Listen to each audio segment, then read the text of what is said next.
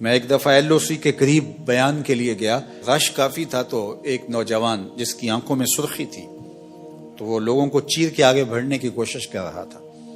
انتظامیہ نے روکنا چاہا تو میں نے اشارہ کیا کہ اس کو قریب آنے دیا جائے، تو وہ قریب آیا اور کپ کپاتے ہوئے ہونٹوں سے اس نے مجھے کہا کہ میں آپ کا سن کے بارڈر سے آیا ہوں، بس یہ میرے لیے دعا کیجیے اللہ مجھے شہادت عطا کر دے۔ جب قوم کے بیٹوں میں یہ جذبہ ہوگا تو دنیا کی کوئی طاقت ہمیں نہیں مٹا سکتی۔ قلت اور کثرت یہ پھر ثانوی حیثیت اختیار کر جاتی ہے۔ کس کے پاس اسلحے زیادہ ہیں، کس کے پاس افرادی قوت زیادہ ہے، معاشی طور پہ کون مضبوط ہے، پوری دنیا کفر کا ہاتھ کس کی پشت پر ہے، یہ چیز ثانوی حیثیت اختیار کر جاتی ہے۔ دیکھا یہ جاتا ہے سینوں میں جذبوں کا طوفان کس کے پاس ہے۔ کروڑوں خداؤں کے ماننے والوں نے ایک خدا کے ماننے والوں پر حملہ کر کے اس وقت موجودہ ملکی صورتحال، باہمی تفرقات اور جو ہماری معاشی حالت اور ابتری ہے اس کو جانچتے ہوئے اس نے سمجھا ہے کہ میں پاکستان کو کھا جاؤں گا۔ کروڑوں خداؤں کے ماننے والوں کو ہم پیغام دیتے ہیں، تم جذبوں کو کبھی شکست نہیں دے سکتے۔ آپ نے کئی دفعہ مودی کی زبان سے رافیل پر اتراتے ہوئے دیکھا ہوگا، بار بار کہتا تھا ہمارے پاس رافیل ہیں، اور اس پہ اس کو ناز تھا۔ رافیل کا نام لیتے اس کی باچھیں کھل جاتی تھی اور وہ رافیل رافیل کرتا پھر رہا تھا، لیکن پھر رافیل کو بھاگنے کے راستے بھی نہیں ملے ہیں۔ وہ ابابیلوں سے ہاتھی مروانا جانتا ہے، وہ رب ہے، وہ احکم الحاکمین ہے۔ اس نے ابرا کے ہاتھیوں کو نیست و نابود کر کے رکھ دیا۔ تمہارے رافیل کا جو حال ہوا پوری دنیا تم پہ تھو تھو کر رہی ہے، اور ہمارے ابابیل تمہارے مقابلے میں ڈٹے ہوئے، اور انشاءاللہ پاکستان فاتح بن کے ابھرے گا۔ قوم متحد ہو چکی ہے، پاک فوج کی پشت پہ پوری قوم کھڑی ہے، اپنے جوانوں کے ساتھ، اپنے شیروں کے ساتھ یہ قوم کھڑی ہے۔ مت کوئی بھول میں رہے، داخلی اختلافات آنے والے دشمن کی جارحیت کے مقابلے میں ختم ہو جاتے ہیں اور قوم میں متحد ہو جاتی ہے۔ تمہارے اس اقدام نے قوم کو یکجا کر دیا ہے، قوم کو کھڑا کر دیا ہے۔ ہمارے شیر دل مجاہد جو اپنی جانیں ہتھیلی پہ لیے مرنے کی، شہید ہونے کی آرزویں کر رہے ہیں اور ہاتھ جوڑ جوڑ کے کہہ رہے ہیں دعا کرو مجھے شہادت مل جائے، اس قوم کو تم کیسے شکست دے سکتے ہو؟ کیسے اس قوم کو تم بچھاڑ سکتے ہو؟ تم نے اس قوم کو للکارا ہے جو رب کی طاقت پہ بھروسہ رکھتی ہے، جو جہاد فی سبیل اللہ پہ بھروسہ رکھتی ہے، شہادت جس کے لیے سعادت کا تاج ہے۔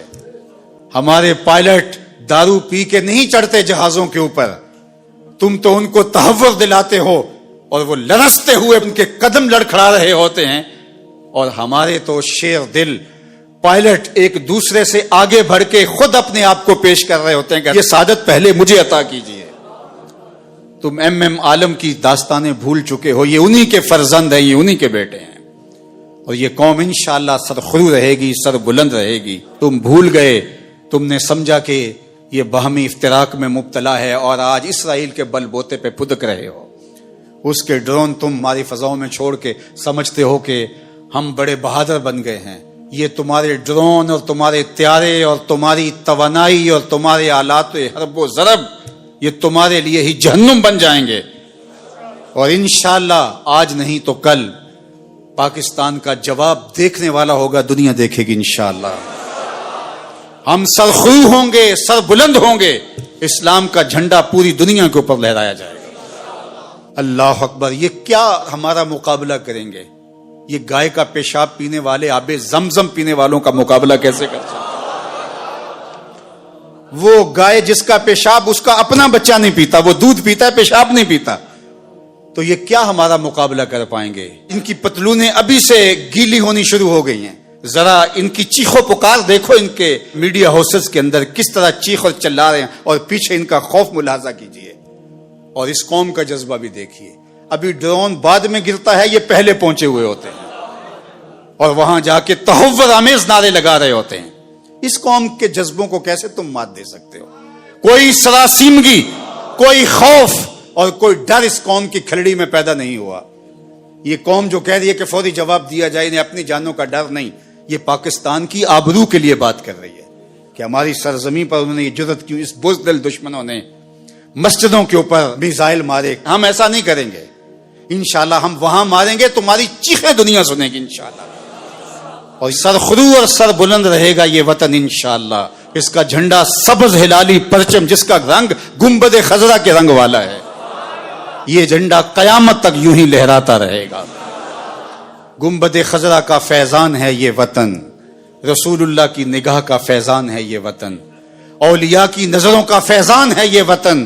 اس وطن کو مٹایا نہیں جا سکتا، قیامت تک یہ وطن باقی رہے گا.